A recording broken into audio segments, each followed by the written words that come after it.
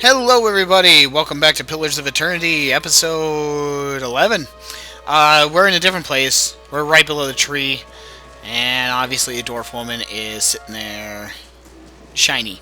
The squat, distended body of an elderly dwarf woman dangles from a thin, crooked bow that sags at the tug of her noose. The bloated purple flesh of her neck, worn away in patches like moth-eaten linen, bulges over the rope that suspends her, and her lifeless head lolls forward rigidly from one side to the other when the breeze shifts.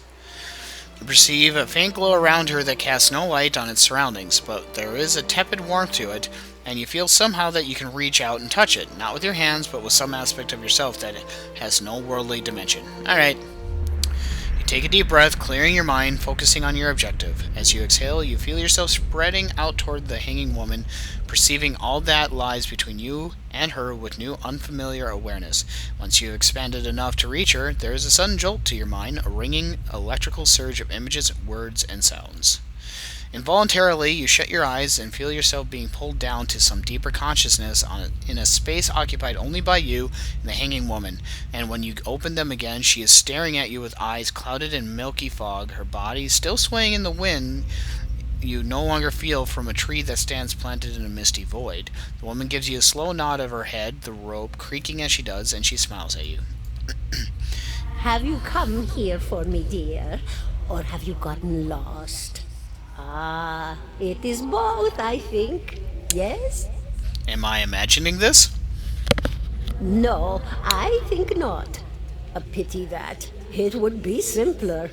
A mercy, even. To not have to wander anymore, no? Alas, we are here, you and I. Wherever here may be. How are you able to speak to me? Is that what we're doing? Perhaps it just seems that way. Perhaps it is the easiest way for your mind to make sense of it. I think it is a very good choice. I need to understand something that's happened to me. She nods, a look of pity on her face as though consoling a child. The world looks a little different than it used to, is that it? Feels like you're noticing things for the first time that have always been there. She nods. You have seen past the shroud. It only takes an instant. Your soul remembers, yes? Remembers how it sees when it leaves the body, like being reminded of a dream you had forgotten. You are a watcher now, and a watcher you will stay. What's a watcher? What indeed? Long hours have many animancers spent studying such things. Not I, though. Not I. I'll tell you what I know, though, since fair is fair. And here we are, visiting, you and I, and it reminds me of better times. I was gonna say, the one person I need to talk to find out who I am, and she hasn't studied very much on it. Souls pass on. Some say through Audra stones, which are the blood veins of the world. They leave the world for a time and are reborn into it, sometimes more than they were before, but usually less and seldom the same. For all souls there is a time where they do not live, yet have not passed on, and those souls roam the world, same as you or I, either living or lost. But no one sees them because they have forgotten how. Okay. A watcher sees, though, knows what to look for. And sometimes they know a person just by looking at them, know where they've been in ages past when their bodies were other bodies.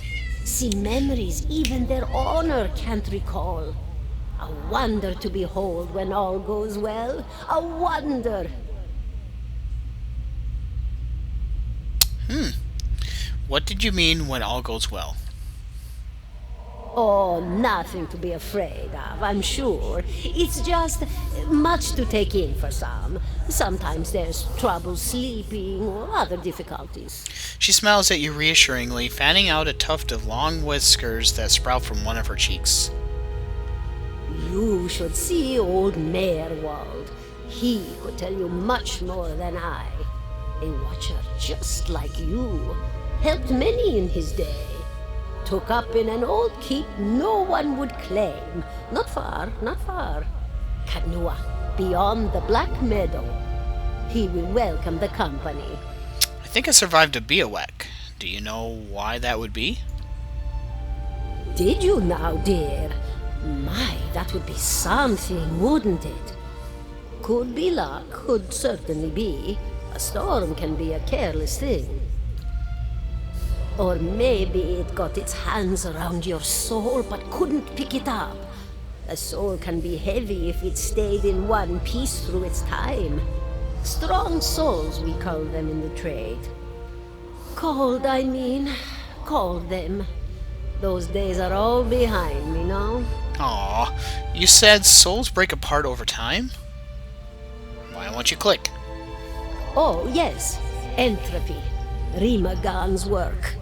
We know little of why or how. We lose pieces of ourselves when we die and pick up pieces of others when we are born again, but less than what we lost. We tried to stop it with the animantic sciences, but with little success. A very small few resist Rimergan's influence and stay together through some force of defiance, at least for a time. But they all succumb eventually, I think. She clicks her tongue. I want to know something about you. Me? I'll bore you to tears, though. Who are you? And here I thought you'd come to visit me in particular. Caldara de Baranzi, of the Valian Royal Academy of Animantic Sciences. Not the greatest of their number, but I came here all the same because this was where help was needed. What happened to you? She laughs, a rasping, choked cackle escaping between rows of buttery yellow teeth, causing her body to bob up and down with each spasm. Seeing your blank expression, she catches herself. Oh, come now. Such a question. As though the answer were plain as a rope tied for strangling. Allow an old dwarf her last bit of cheer. Well, I came where I was needed, didn't I? Offered my services to Lord Radric for a pittance. A humble pittance. I was to examine the Lord's wife, see why the gods have seen fit to poison her womb. Studied her for months, looked high and low for impurities, tested her valence, the permeability of her essence. Do you know what I found? Go ahead and tell me. Nothing at all. A healthy woman, head to toe, blessed with a beautiful soul. Such a sweet woman, too. Meek, but warm-hearted. A few months' time, and the lord of the house demanded answers. For a time, I told him what he wanted to hear. Oh, yes, my lord. She is riddled with imbalances. I must have time to cure her. As the birth drew near, he grew impatient, as lords do. And this is where I've ended up. What's an animancer? A student of the soul. Something so basic, yet so poorly understood. But so many breakthroughs have been made in my lifetime. Had been made. Had been. To hear the locals tell it, we're a gang of soul manglers that preys upon the weak-minded. And the worst of us are. But the best of us? The best? Inspirations, miracle workers. My parents were soul twins, miserable before they met, empty inside. It was an animancer who helped one find the other, turned their lives around. You wouldn't believe the stories. Amnesiacs helped to remember their lives. The suicidal brought back from the brink of oblivion. The elderly afforded extra moments to say their goodbyes. How soon we forget when we're afraid. Okay. It's a fascinating science. A fascinating time to be alive in a place like Deerwood that does not control the research, no? I love the Valian Republics for many things, but their recent caution will leave them behind, I fear. I had other questions. Oh, Of course, dear. don't have any. Goodbye, my dear. It was lovely visiting. Caldara closes her eyes and her head slumps forward over the noose, and your surroundings seem to bleed into your vision from some unknown place of waiting. Well. Okay. Now we know. 17 and a half. 17 and a half. And how many people are in this tree? Smell of... 17 and a half. Well, could be 18, depending on how you count the dwarf woman. I'm sorry? The dwarf woman. You were trying to figure out whether to count her as a full person. I think you oughta. What are you talking about? The people hanging from the tree. 18 of them. Well, last I counted, anyway. Aloth frowns. Is that what you people do for fun around here? Name's Adair. Though to the people around here, might as well be 19. He looks you up. Oh. Don't think I'd put you much higher than 22, 23 tops. You look like the sort that likes to get involved. What makes you think I'm interested in the dwarf woman? Looks at you a moment, his brow arched, his smirk broadens. I was smoking over here, saw you staring at her. Twice I refilled my pipe. You never so much as blinked. Your mouth was so slack I took you for a Radric at first. A Radric. Okay. Do you know what a do you know what a watcher is? Careful, friend. Let's not use that word round here. There'd be any number of Radric bootlickers within earshot. Ciphers, animancers, watchers. Same thing in the eyes of folks around here, Radric especially. They come through these parts all the time with their cures, preying on the desperate. None of them are who they claim to be. Of course, seeing you with that funny look, I'd be halfway inclined to believe you were having some kind of communion with that dwarf. Either case, maybe I'm not 19 after all. No offense. You think you're gonna be hanged? The town's had it in for me for a long time now. Only fella who ever stuck up for me, well, he's number 18 up there. My headman on the farm. Used to be my captain during the war. The war? Okay, he's not gonna say this line. Saints War. Only one in my lifetime. Fellow decides he's the living incarnation of Eothas.